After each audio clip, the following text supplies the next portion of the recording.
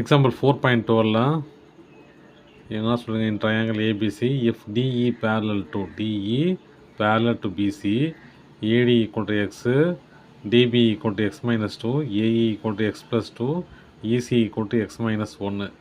ஏபியும் ஏசியும் கண்டுபிடிக்க சொல்கிறாங்க.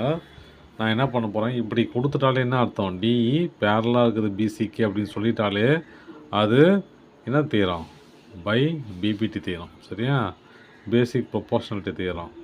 இப்போ நம்ம எக்ஸை கண்டுபிடிச்சிட்டு அதுக்கப்புறம் நம்ம சைடை கண்டுபிடிப்போம்.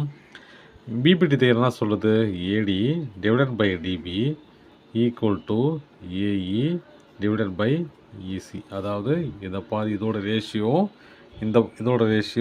இதோட ரேஷியோவும் ஈவனாக இருக்குன்னு சொல்லுது. சைட்ஸோட ரேஷியோ இந்த பக்கமும் ஈக்குவலாக இருக்குன்னு சொல்கிறாங்க.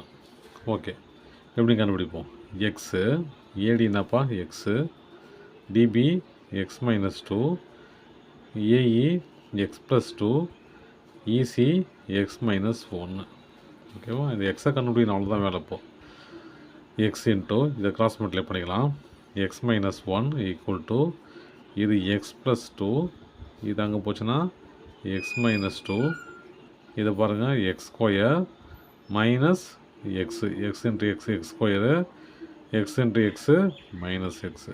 இங்கே பாருங்கள் A plus B, A minus B ஃபார்முலாவில் இருக்குது, ஏ ஸ்கொயர் மைனஸ் பி ஸ்கொயர் இல்லையா.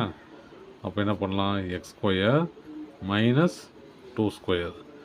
அப்போ அது எப்படி அதெல்லாம், X square minus X equal to X square minus 4.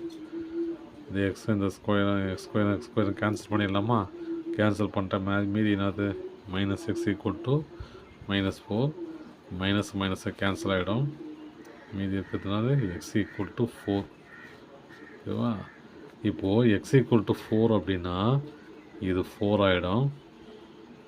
இது 4 மைனஸ் 2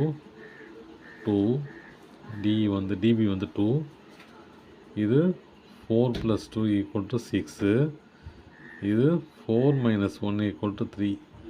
அப்போது ஏசி வந்து 9, AC equal to 9, AB equal to 4 + 2 6, AB equal to 6. அவ்வளோதான் சொன்னேன்.